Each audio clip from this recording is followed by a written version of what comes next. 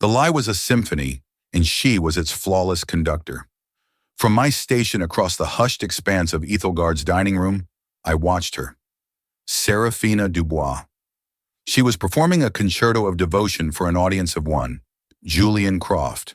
Her laughter was a string of perfectly pitched grace notes, her touch on his arm a delicate pianissimo that conveyed intimacy.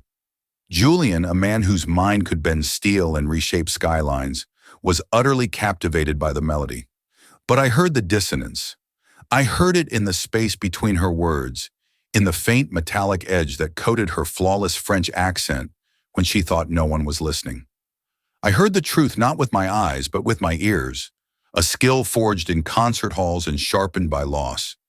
And in that moment, poised between refilling a water glass and clearing a bread plate, I faced a choice that would shatter the fragile score of my life. Stay silent, protect my meager existence, and let the symphony of deceit reach its ruinous crescendo. Or step onto the stage, scream a single jarring note of truth, and bring the entire performance crashing down around me, most likely with me buried in the wreckage. I chose. The next morning, my world wasn't just changed. It was handed to me, not on a silver platter, but inside a soundproofed room with a non-disclosure agreement as thick as a phone book. The air at Ethelgard, perched on the 80th floor of Chicago's Croft Tower, wasn't just air. It was a carefully curated atmosphere, filtered of the city's grit and infused with the subtle sense of saffron, aged leather, and immense generational wealth. For me, Alara Vance, a 20-year-old dropout from the Curtis Institute of Music, it was a different planet. My world was a third-floor walk-up in Pilsen that smelled of rubbing alcohol and my father's quiet, wheezing struggle against the fibrosis that was slowly claiming his lungs. The mountain of his medical debt was a peak I could never hope to climb. Each shift was an 8-hour exercise in erasure. I was a ghost in a starched black apron, a silent metronome meant to keep the rhythm of the evening without ever being noticed. I was good at it. My years as a cellist, training my ear to distinguish a C-sharp played a single vibration flat, had given me an unusual kind of perception. I didn't just see a diner shift in their seat. I heard the minute rustle of fabric that meant they were reaching for their wallet. I heard the almost imperceptible sigh, the subtle intake of breath that signaled disappointment with the wine. My observational skills were auditory. Tonight, I was assigned to the coveted cloud line, the row of tables set against the floor-to-ceiling windows, offering a god's-eye view of the city's glittering nervous system. And at the crown jewel, table 1, sat Julian Croft. He was 35, but possessed an unnerving stillness that made him seem older. He wasn't old money. He was the new kind, the kind that had built the very building we were in. As the founder of Croft Industries, he was a titan of advanced materials and engineering, a man who thought in terms of tensile strength and algorithmic perfection. He had dark, thoughtful eyes that seemed to be constantly deconstructing the world into its base components. And he wore a simple, brutally expensive gray suit with the same lack of awareness a mathematician wears his favorite old sweater. And on his arm was Serafina.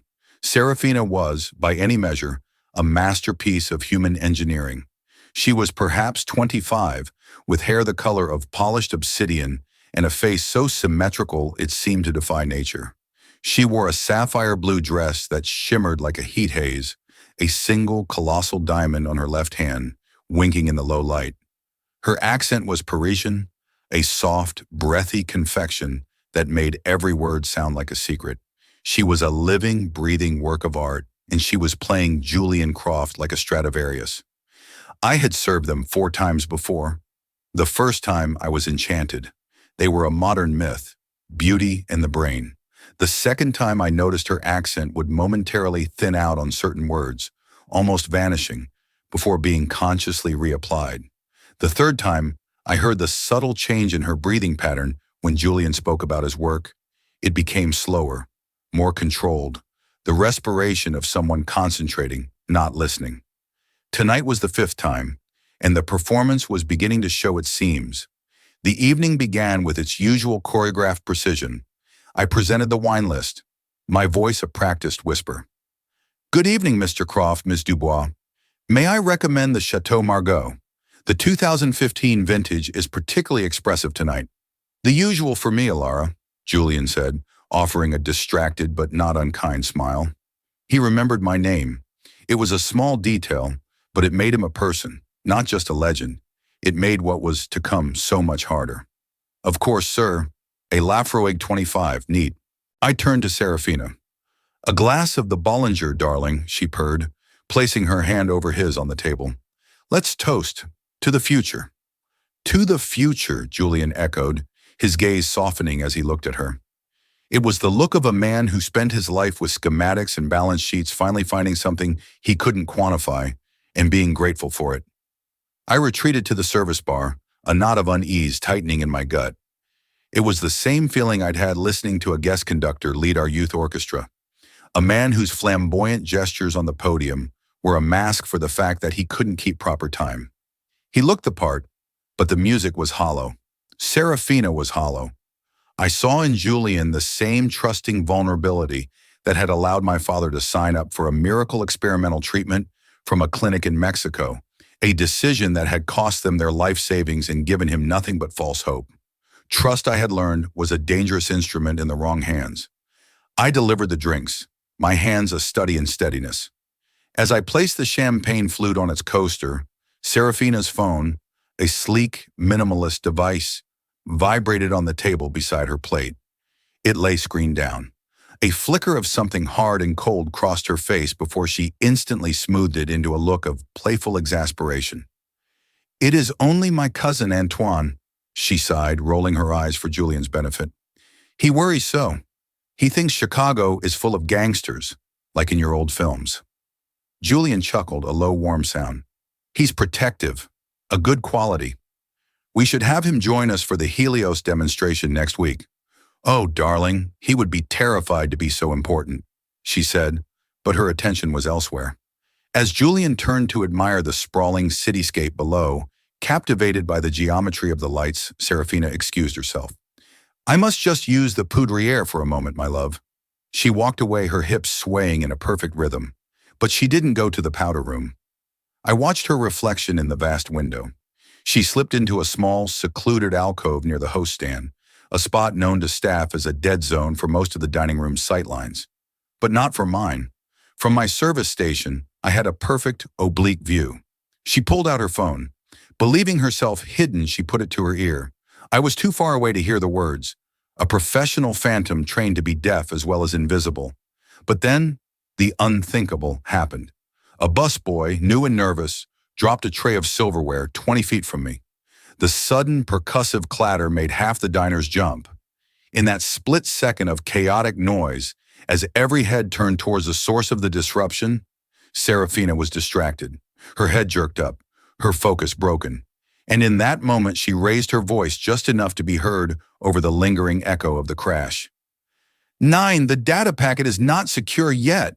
Helios is still a closed system. It wasn't French, it was German. A crisp, precise, Zurich-inflected German. My high school orchestra conductor had been from Zurich.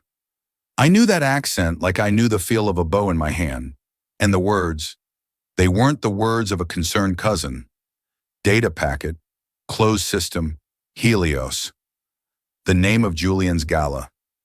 My blood turned to ice water. The air solidified in my lungs. This wasn't a cheating girlfriend. This wasn't a gold digger. This was something else entirely.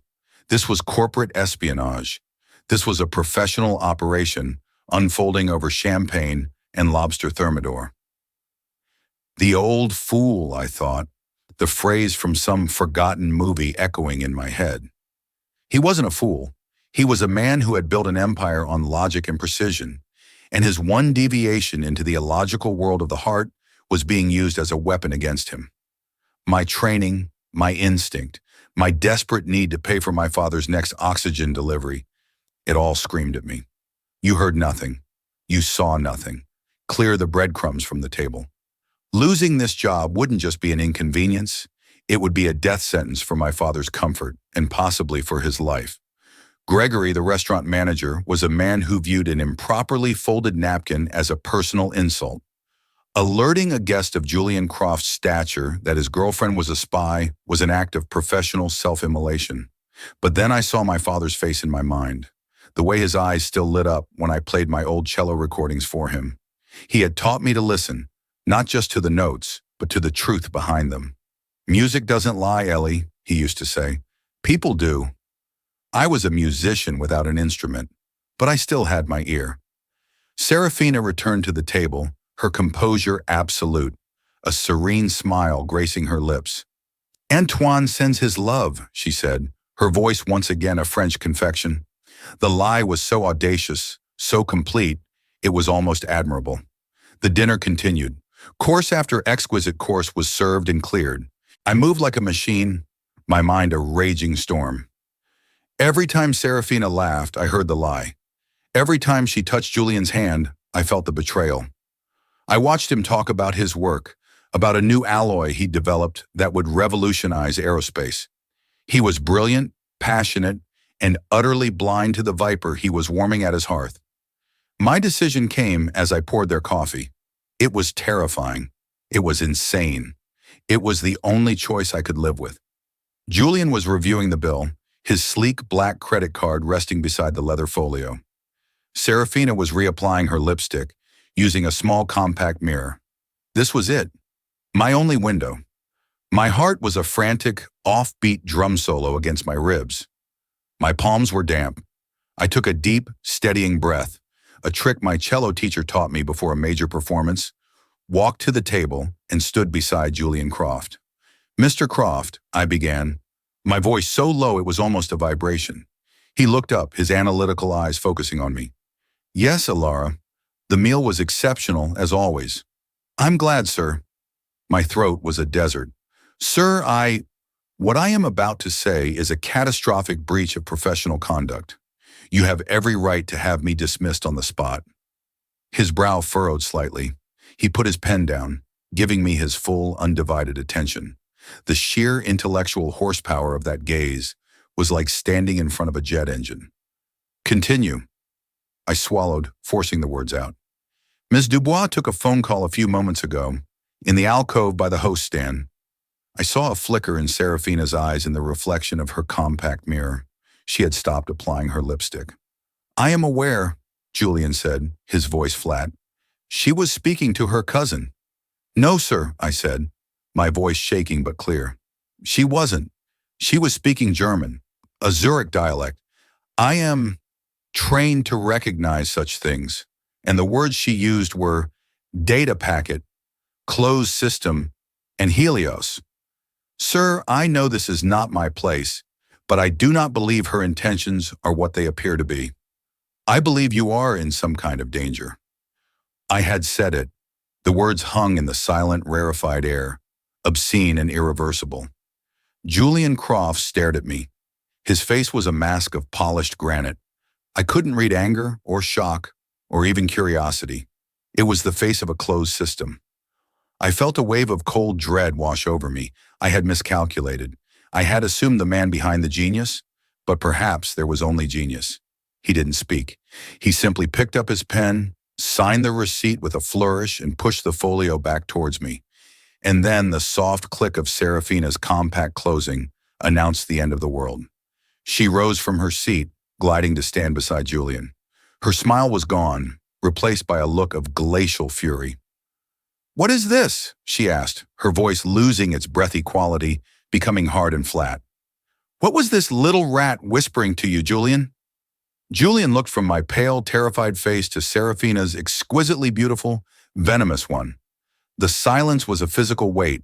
I felt like a string on a cello, tightened to the breaking point. Ilara was just ensuring our experience was satisfactory, Julian finally said, his voice unnervingly calm. He folded his copy of the receipt and tucked it into his jacket pocket. He did not look at me again. It was a dismissal, a verdict. He had heard my warning and chosen to ignore it. He had chosen the beautiful lie. Serafina, however, was a predator, and she smelled blood. Is that all, waitress? The word was a slap, because it looked to me like you were spinning some pathetic, jealous fantasy, probably hoping for a larger tip from a lonely man. The accusation was designed to humiliate, to reduce my act of desperate integrity to a grubby shakedown. It landed with surgical precision. Before I could find my voice, a new one cut in, sharp and oiled with false concern. "Is there a problem here, Mr. Croft?" It was Gregory, the manager, appearing as if summoned by the disruption in the restaurant's perfect harmony. His face was a mask of solicitousness, but his eyes, darting between me and his most valuable patron, were wide with panic. Serafina turned the full force of her theatrical outrage on him. "Yes, Gregory, there is a massive problem. This employee," she gestured at me as if I were something she'd found on the bottom of her shoe, "has been harassing us. She interrupted our private dinner to tell my fiancé a series of insane, malicious lies about me." Fiancé. The word was a gut punch. So that was the endgame. A legal foothold in his life, in his empire. Gregory's face went from pale to ashen. He turned to me, his expression curdling into pure rage. "Alara, what is the meaning of this?" I began, but what could I say? I looked at Julian, a last desperate appeal for him to give some sign, any sign, that my message had landed. He remained silent, his face unreadable. He simply pulled out Serafina's chair for her, a small, polite gesture that felt like a guillotine. This nobody," Serafina continued, her voice rising, expertly calibrated to attract attention from the surrounding tables, "accused me of being some kind of spy. Can you imagine the audacity? Trying to poison our relationship on the very night we celebrate our engagement." She was improvising, turning my specific warning into a vague, hysterical accusation to make me sound unhinged. She was brilliant. Diners were now openly staring. For Ethelgard, this was a 4-alarm fire. Gregory grabbed my arm, his fingers digging into my bicep. "My office! Now!" he hissed. He turned back to the couple, his body contorting into a bow of apology. "Mr. Croft, Miss Dubois, I am mortified. I have no words. Your meal, of course, is on the house. Your entire evening. Please accept my most profound apologies." Julian gave a single curt nod. He guided the now sobbing Serafina, who was dabbing at perfectly dry eyes with a silk napkin, towards the private elevator. Just before the doors closed, Serafina looked over his shoulder at me. Her expression was one of pure, triumphant hatred. She had won. The walk to Gregory's cramped, windowless office was a gauntlet of shame. The hushed whispers of my colleagues followed me like a shroud. I had broken the first and last commandment of service. "Thou shalt be invisible." Gregory slammed the door, and the polished veneer of the manager evaporated. His face was blotchy with fury. "Are you out of your mind?" he spat, his voice trembling. "Do you have any idea what you have just done? That is Julian Croft. His company owns this building. He doesn't just pay our bills, he signs my paycheck. And you arrogant little girl, you decided to play detective?" "But he's in trouble," I pleaded, my voice cracking. "She was speaking German. I heard her."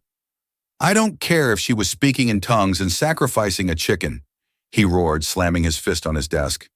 "Your job is to open the wine and shut your mouth. You see nothing. You hear nothing. You just cost this restaurant its single most important client, and you have utterly destroyed your career. Get your things. You're fired. Your final check will be mailed. Now get out of my sight before I call security." Numbly, I walked to the locker room. The usual post-shift banter was gone. My co-workers averted their gazes, suddenly fascinated by their shoelaces. I was a leper. I changed out of my uniform, the armor of my now extinct life, and into my frayed jeans and thin sweater. As I shoved the apron into my tote bag, my fingers brushed against the leather folio from table 1. In his rage, Gregory had thrust it at me on the way to his office. With a trembling hand, I opened it. The bill was for over $2,000. Julian Croft had paid the full amount, and on the tip line, in his precise, angular handwriting, was a single, bold 0. My heart sank. It was a final, brutal confirmation of my failure. But underneath the 0, on the merchant copy of the receipt that he must have known I would be forced to process, he had written 2 small, nearly illegible words. "Prove it." I stared at the words, my mind refusing to comprehend. It wasn't an affirmation. It wasn't a thank you. It was a challenge, a command.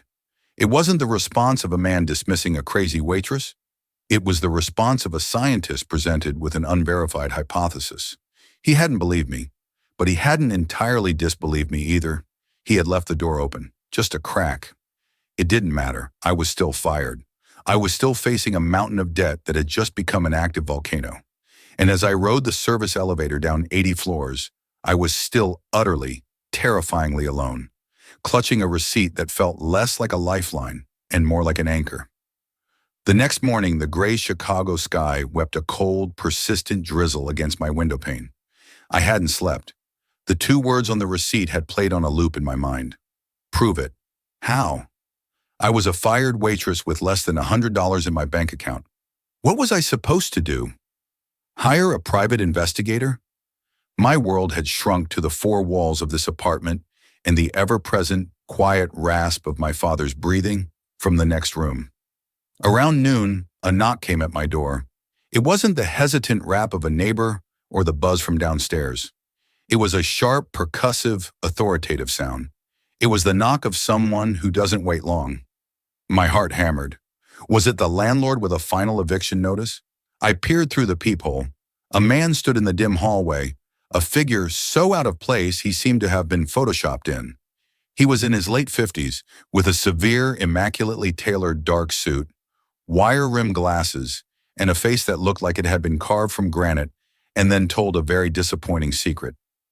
Hesitantly, I opened the door, leaving the chain on. "Can I help you?" The man's eyes, small and intelligent, scanned me from head to toe. "Alara Vance?" he asked. His voice was dry, like old paper. "Yes? My name is Marcus Thorne. I am legal counsel for Mr. Julian Croft." My blood ran cold. This was it. A cease and desist letter. A lawsuit for slander. "Mr. Croft was intrigued by the claim you made last night," Thorne continued, his expression unchanging. "He is a man who deals in data, not drama. You have presented him with an anecdotal piece of evidence. He requires something more concrete before he considers reallocating significant resources to verify your hypothesis." Hypothesis. He was treating it like a lab experiment. Thorne slid a thick manila envelope through the crack in the door. "Inside, you will find a non-disclosure agreement. Sign it. If you speak of this to anyone, Mr. Croft's resources will be reallocated to your complete and utter ruin. Is that understood?" I nodded, mute. "You will also find a prepaid encrypted cellular device and a debit card containing a provisional sum of $5,000. You have 72 hours to provide Mr. Croft with a single, verifiable piece of evidence that substantiates your claim regarding Miss Dubois. Something more than a misheard conversation. If you succeed, this conversation will continue. If you fail, or if you exceed the budget, the phone will be deactivated and you will never hear from Mr. Croft or his associates again." He paused, his gaze intensifying. "He suggests you do not fail." And with that, he turned and walked away, his polished shoes making no sound on the worn linoleum. I closed the door, my back sliding down it until I was sitting on the floor. My apartment, my life, felt impossibly small and shabby. This was insane. A test. A demented job interview. Prove it. I opened the envelope. The NDA was terrifyingly dense. The debit card was plain white. No name, no bank. The phone was a heavy, featureless black slab. I powered it on. There was only one app, a secure messaging platform. One message waited for me. 71 hours, 59 minutes remaining. The clock is ticking. JC. My mind raced. Where do I even begin? The police? They would laugh me out of the station. A PI? A good one would burn through the $5,000 in a day and find nothing. I had to think. What was my advantage? What was my skill? My ear, Serafina's voice, the accent shift, the flawless Parisian French, the sudden, sharp Zurich German.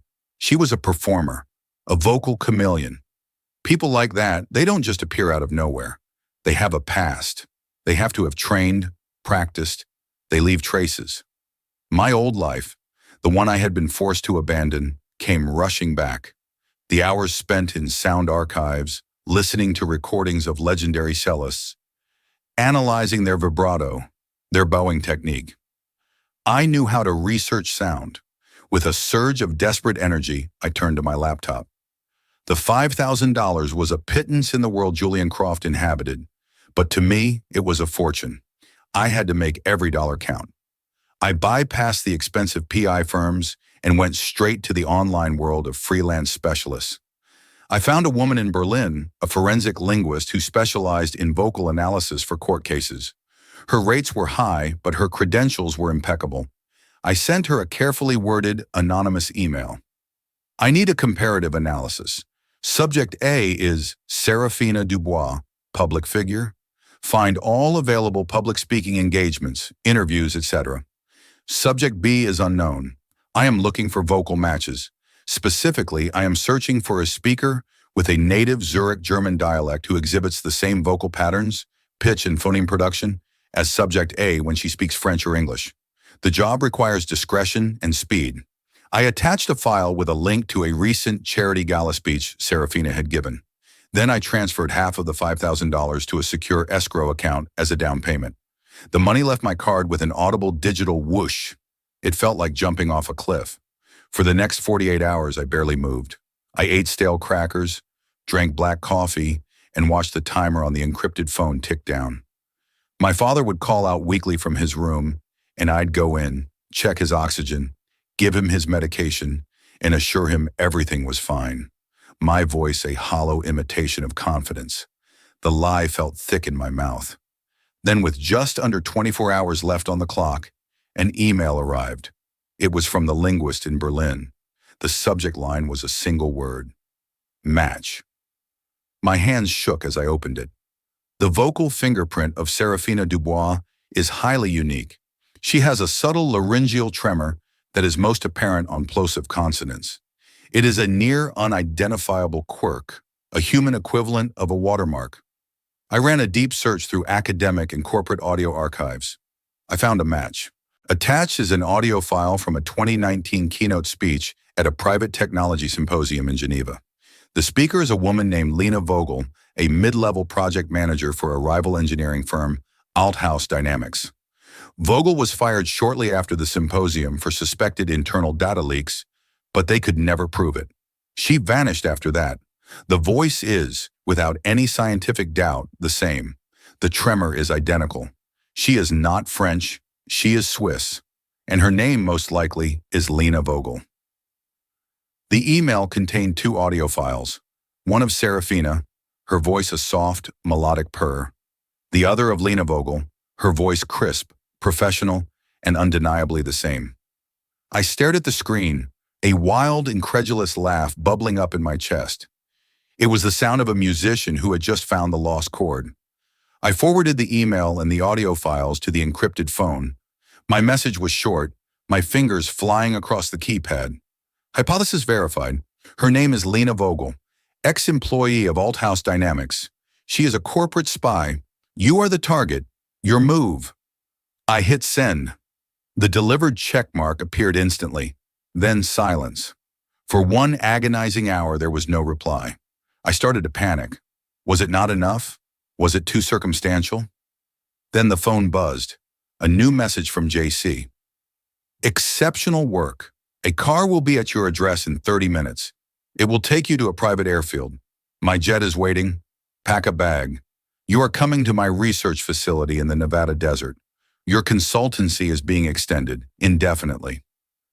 The days that followed were a plunge into a parallel universe. I went from a cramped Chicago apartment to a sterile, silent suite inside a sprawling, state-of-the-art research campus carved into the side of a Nevada mountain. Julian Croft's world was one of brushed steel, silent servers, and the low hum of radical innovation. I met him not in a boardroom, but in a cavernous workshop that housed the prototype of Project Helios. It wasn't a gala, it was a device, a compact fusion-based energy source that could power a small city, cleanly and indefinitely. It was the kind of invention that would rewrite the global economy. It was his life's work. Lena Vogel, he said, his back to me as he stared at the glowing core of the machine. He didn't look angry. He looked disappointed, like a man who had discovered a fundamental flaw in the laws of physics. Althaus has been trying to crack this for years. They couldn't compete with the science, so they resorted to biology. He finally turned, and the sheer, raw weariness in his face was more profound than any anger could ever be. It was the look of a man who had discovered a fundamental flaw in the load-bearing structures of his own soul. You didn't just expose a grifter, Ilara. You may have prevented the single biggest act of industrial theft in modern history. What are you going to do? My voice was a ghost in the cathedral of his creation, swallowed by the low, thrumming hum of the Helios core. The demonstration next week was her endgame, he said, and a cold, hard light I had not seen before, the light of a predator, not a scientist, entered his eyes. She believes my lead engineer, Dr. Eris Thorne, the only other person with the final activation codes, is on vacation in the Maldives. He is not. He is in the next room, monitoring every packet of data she sends. She has been feeding her handlers pieces of the puzzle, a trail of breadcrumbs leading them to a feast that isn't there. She needs the final key, the cryptographic handshake she believes I will give her access to after the successful public unveiling. His lips thinned into a line as sharp and unforgiving as a scalpel. She wants a performance, so we will give her one. The final act, however, will be a private showing, and the score has been rewritten. My role, it turned out, was not to be a consultant or an analyst. I was to be the conductor of this dark theater, the ear that could discern the true notes from the false. Julian's team was an orchestra of prodigies, physicists who dreamed in quantum mechanics, cryptographers who saw poetry in prime numbers. They could break any encryption, but they couldn't read the subtle tremor in a liar's voice. They could model systemic risk, but they could not anticipate the catastrophic failure of a human heart. That was my job. I was their human polygraph, their emotional seismograph. For 5 days, I lived in a state of suspended disbelief, a ghost haunting a fortress of genius. The Nevada facility was less a building and more a self-contained ecosystem dedicated to the future. The air was recycled, tasting faintly of ozone and chilled electricity. There were no windows, only screens displaying environmental data or cascading lines of code. Time became an abstraction, measured not in sunrises but in server uptime and the progress of simulations. I was given a suite that was larger than my entire Chicago apartment, a minimalist cube of white walls and smart glass, but I spent most of my waking hours in a sound-dampened room Julian called the listening post. It was here that the fragments of Lena's life came to me, not as images, but as sound. Julian's security team, a silent, almost invisible force of professionals, had managed to capture faint, intermittent audio from her encrypted communications. The recordings were a mess, sonic garbage dumps of static, wind shear, and the ambient noise of a Las Vegas hotel suite. My task was to sift through this digital landfill to find the signal in the noise. It was the most challenging piece of music I had ever been asked to decipher. I spent hours with a pair of ridiculously advanced headphones clamped over my ears, staring at waveforms on a holographic display. I used audio software that felt like science fiction, allowing me to peel back layers of sound like an onion, isolating frequencies, canceling echoes, amplifying whispers. It was painstaking, exhausting work. I would listen to a 3-second clip 100 times, adjusting filters, trying to catch the shape of a single consonant hidden beneath the roar of a passing jet. She's planning to create a diversion, I told Julian and a handful of his senior staff on the third day. I gestured to a jagged green line on the main screen. Listen, right here, the word is Feuerlöschanlage, fire suppression system. She says it twice, but listen to the prosody, the musicality of the phrase. The first time, it's a question. The second time, after her handler speaks, it's a statement of confirmation. She's going to trigger the alarms during the peak of your presentation. She thinks that in the chaos, your security will focus on evacuation protocols while she accesses the central server. Julian nodded slowly, his eyes fixed on the waveform as if it were a hostile schematic. A system designed to protect the prototype will be the key to stealing it, elegant, vicious. He looked at me, and for the first time I saw something other than a client or a patron in his gaze. It was the focused, intense curiosity of one professional recognizing the skill of another. "What else do you hear?" I hesitated, leaning back in my chair. This was the part that couldn't be quantified, the part that lived in the spaces between the data points. "I hear fear," I said quietly. Her pitch, when she speaks German, is a fraction of a semitone higher than in the Lena Vogel recording from Geneva. The laryngeal tremor, her vocal watermark, is more pronounced. She's under immense pressure. Her handlers are pushing her. She is a performer playing the role of a lifetime, but the stage is starting to feel unsteady beneath her feet. She's afraid of a single wrong note. The night of the demonstration was not held in a grand auditorium. There were no investors, no military brass, no spectacle. The audience was an illusion, a fiction created through a series of carefully forged invitations and confirmations fed back to Lena's network. The real stage was a small, isolated presentation room deep within the facility, a room that was, in effect, a gilded cage. I sat with Julian and two federal agents in an observation chamber behind a one-way mirror. My heart was a frantic, discordant rhythm against my ribs. I wore a simple black dress, a stark contrast to the ghost-white lab coats of the engineers around me, a dark note in their sterile, white world. On the console in front of me was a single microphone and a direct feed to the audio inside the presentation room. We watched her enter on a live security feed. She was on Julian's arm, radiant in a shimmering silver dress that seemed to drink the light, the picture of the proud, supportive fiancé. She looked around the empty room, a flicker of confusion on her face. "A private preview, my love?" she asked, her voice the familiar Parisian confection. "For me?" "Just for you," Julian said, his voice unnervingly calm.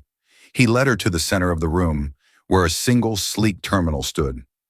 "I wanted you to be the first to see it, the very first." He gestured to the terminal. "The final sequence is here. A simple voice command, linked to my vocal pattern and a final passcode, will bring Helios online. After tonight, the world changes." Her smile was dazzling. It was the culmination of years of work, the final move in a long and patient game of chess. She thought she was witnessing the prelude to her victory. She stepped closer to the terminal, her hand resting lightly on Julian's arm. "Show me, darling. Show me the future." Julian looked at her. For a long, silent moment, he just looked. And in that silence, I could feel the entire history of their relationship. The calculated charm, the manufactured intimacy, the profound, cavernous betrayal, being weighed and judged. When he finally spoke, his voice was quiet, devoid of all emotion. "I already have." He nodded to me. I took a deep breath, leaned into the microphone, and spoke the words we had rehearsed. My voice, amplified and clear, filled the presentation room. "Triggering the fire suppression system now will not help you, Lena. All exits are sealed. Your handler's network has been dismantled.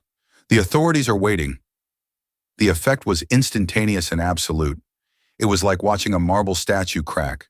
The name, Lena, struck her with physical force. Her body went rigid.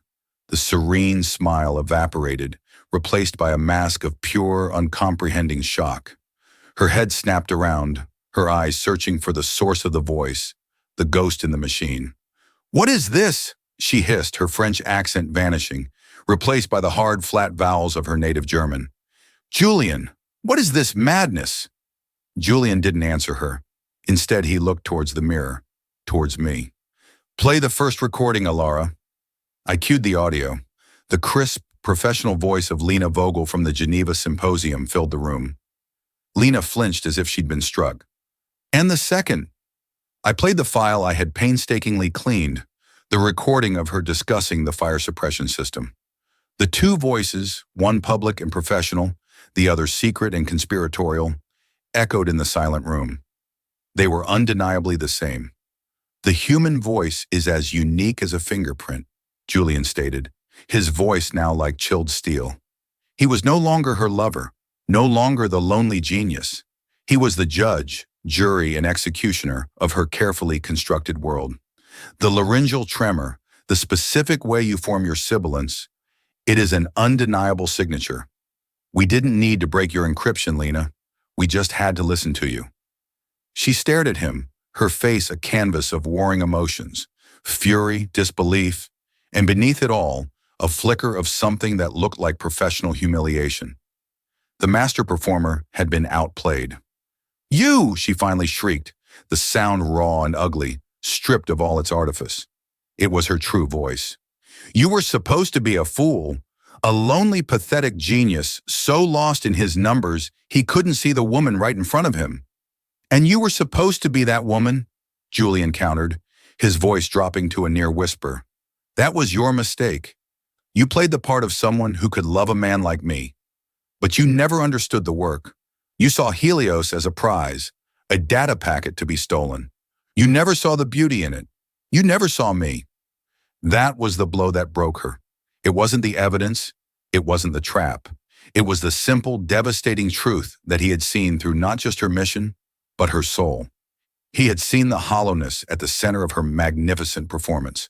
She lunged not at Julian, but at the terminal, a wild, desperate attempt to smash the machine that had been her entire reason for being. But before she could take 2 steps, the 2 engineers who had been standing silently in the corner of the room moved with swift, calm efficiency. They were the federal agents. They intercepted her, their movements practiced and impersonal. Her eyes, wild and desperate, finally found the one-way mirror. She stared right at it, and I knew, with a chilling certainty, that she was looking at me. She couldn't see me, but she knew I was there. The little ghost from the dining room, the invisible waitress she had dismissed without a second thought, was the architect of her ruin. And in her eyes I saw not hatred, but a final, baffling question. How? Seeing her utterly defeated, her grand symphony of deceit ending in a single, pathetic, silent chord, I felt no triumph, only a quiet, profound sense of an account being settled, a debt being paid. The dissonance had been resolved. A month later, I sat by a window overlooking a tranquil garden. The air smelled of clean linen and lavender, not rubbing alcohol and despair. My father was asleep in a comfortable, adjustable bed, his breathing still labored, but softer now, eased by the best palliative care money could buy. The fibrosis was a relentless clock, but Julian's resources had bought him time, and more importantly, they had bought him peace. The mountain of debt was gone, leveled as if it had never existed. The black titanium card Julian had given me sat in my wallet, a silent, heavy reminder of the strange pact we had forged. I had used it only for this. My father stirred, his pale blue eyes fluttering open. He smiled, a weak but genuine expression. "Ellie," he rasped, "play for me?" I picked up the cello that sat in the corner of the room. It wasn't my old, battered student instrument. It was a magnificent 18th century testor, a welcome gift from Julian that had left me speechless. I hadn't played in years, but my fingers found their old places on the fingerboard. I drew the bow across the strings, and the first mournful notes of Bach's Cello Suite No. 1 filled the quiet room. I played not for a concert hall, but for an audience of one. I poured all the fear, the relief, the strange, disorienting journey of the past month into the music. The lie I had told him, that I'd gotten a lucky break, a consulting gig for a wealthy corporation, was a necessary dissonance in the otherwise truthful harmony of our lives now. He didn't need to know about spies and federal agents. He just needed to know his daughter was safe and to hear the music he loved. As I played, I saw the lines of pain on his face soften. The music was a balm, a final, gentle grace note. Later that week, I stood with Julian on the 80th floor of the Croft Tower, back at Ethelgard. The restaurant was closed for a private event, just the 2 of us. We stood by the same floor-to-ceiling window where I had watched Serafina's reflection a lifetime ago. The city lights spread out below us like a blanket of scattered diamonds. "It's over," he said finally. "Lena, her real name is Ilse Neumann. She gave up her entire network, her handlers in Berlin, their contacts at Althaus. The company is facing a federal indictment that will likely shatter it. She chose survival over loyalty. It seems that was the only real thing about her." I'm not surprised, I said, watching the endless flow of traffic far below. Her voice always had a brittle quality, like glass, strong until it's put under the right kind of pressure. He turned to me, his expression serious. That $5,000, it was a test. I apologize for the theatrics. I had to know if you were resourceful or just lucky. I had to be sure you weren't another performance. And what did you conclude? I asked, meeting his gaze. You're not lucky, he said. You're an instrument of absolute precision, a Stradivarius in a world of factory-made violins. An instrument I don't possess, and one I've learned I cannot afford to be without. He gestured out at the city. I spend my life trying to predict and mitigate system failures, stress fractures in alloys, cascade failures in code, quantum decoherence. I built an empire on the assumption that with enough data, you can make any system predictable. Perfect. He paused, a shadow of the past crossing his face. I was wrong. The human element is the ultimate chaotic variable. It cannot be modeled. It introduces errors and vulnerabilities that can bring down the most perfect machine. I never had a way to detect the stress fractures in trust, the corrosion of a lie. He reached into his jacket and handed me not a check, but a tablet.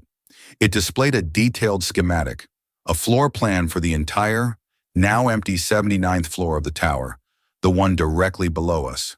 At the top, in crisp block letters, were the words, Croft Division of Systemic Integrity. Underneath it, the title, Director, Human Analytics, E. Vance. This isn't a gift, Ilara, he said, his voice quiet but intense. It's a necessity. I want you to build a department from the ground up. Your sole purpose will be to vet the human element of everything we do. Our partners, our acquisitions, our senior hires. I don't want you to run background checks. The FBI can do that. I want you to listen. I want you to sit in boardrooms and listen for the dissonance between what a person says and what they mean. I want you to find the lies hidden in the noise. You will report only to me. You won't be serving the powerful anymore. You'll be the system that holds them accountable. I looked from the tablet in my hand to the face of the man beside me. He was no longer just a billionaire, and I was no longer a waitress. We were two survivors, bound by the wreckage of a profound betrayal. He had given me the resources to save my father's final days, but I had given him something far more valuable, a methodology for belief. A way to trust again, not blindly, but with his eyes and his ears wide open. From a single terrifying note of truth screamed into the suffocating silence of a lie, an entire world had been saved and a new one was being born. My music had not died when I left Curtis. It had merely changed its form. The world was my orchestra now, and I was finally learning how to listen to its complex, heartbreaking, and beautiful score. A small smile touched my lips. There's a lot of noise out there, Julian. I know, he said, a corresponding smile finally reaching his own eyes, genuine and unguarded. That's why I need a conductor.